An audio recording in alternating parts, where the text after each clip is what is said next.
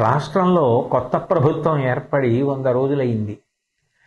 ఈ 100 రోజులు అయి ప్రభుత్వ పరిపాలన ప్రారంభం కాగానే పెద్ద ఉపద్రవం వచ్చింది.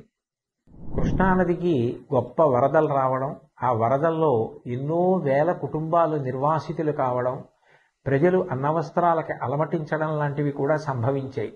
అటువంటి విపత్కర సమయంలో రాష్ట్ర ముఖ్యమంత్రి గౌరవనీయులు శ్రీ నారా చంద్రబాబు నాయుడు గారు జేసీబీ ఎక్కి పడవలో ప్రయాణం చేస్తూ బురద నీటిలో నడుస్తూ ప్రజలందరికీ కూడా ధైర్యాన్ని కల్పించి నేనున్నాను, బెంగ పెట్టుకోవద్దు అని చెప్పి వాళ్లలో ఒక స్థైర్యాన్ని నెలకొల్పారు. అలాగే మంత్రులు, అధికారులు, అనధికారులు అందరూ కూడా ఆ కష్టంలో ఉన్న ప్రజలందరినీ ఆదుకోవాలి అని గొప్ప ఆర్తిని చూపించారు.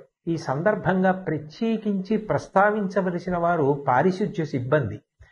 అనేక పురపాలక సంఘాలలో పనిచేస్తున్న వారందరూ కూడా విజయవాడ పట్టణానికి చేరుకుని అక్కడ అంటువ్యాధులు ప్రబలకుండా ఉండడం కోసం బ్లీచింగ్ చల్లడం లాంటి కార్యక్రమాలు నిర్వహించడంతో పాటుగా మంచినీటి సౌకర్యం ఏర్పాటు చేయడం, నిత్యావసర వస్తువులు అందచేయడం, ఇవన్నీ కూడా యుద్ధ ప్రాతిపదికన చేశారు.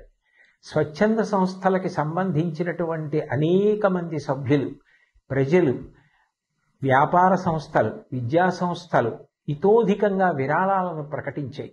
నిజంగా ఇటువంటి కష్ట సమయంలో అందరూ ఏకోన్ముఖులై నడవడం, అటువంటి సమైక్యతాభావం చూపించడం చాలా చాలా గొప్ప విషయం. భాగవతంలో పోతన గారు ఒక మాట అంటారు, పరహితము చెయ్యునెవ్వడు పరమహితుండగును భూత పంచకమునకును, పరహితమే పరమధర్మము పరహితునకు నెదురు లేదు పర్వేందుముఖి అంటారు.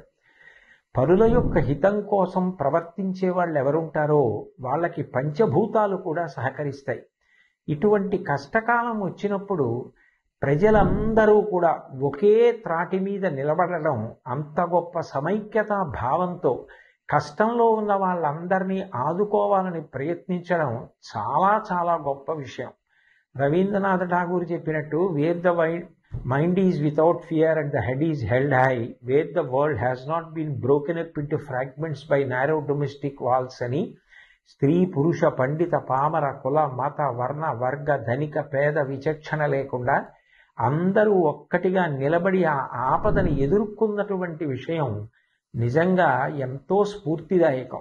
రాబోయే కాలంలో కూడా సుపరిపాలన ప్రభుత్వం అందించడానికి, ప్రజలందరూ సమైక్యంగా ఉండి ప్రగతి బాటలో నడవడానికి కావలసినటువంటి మంచి బుద్ధి వైభవాన్ని పొందడానికి భగవంతుడు తన ఆశీర్వచనాన్ని అందించాలని, ఈ రాష్ట్రం బాగా వృద్ధిలోకి రావడానికి అది కారణం కావాలని నేను భగవంతుణ్ణి ప్రార్థన చేస్తూ, నిజంగా ఈ కష్టకాలంలో అంత గొప్పగా నిలబడిన అందరికీ నా హృదయపూర్వక నమస్కారాలు తెలియచేస్తూ సెలవు తీసుకుంటున్నాను.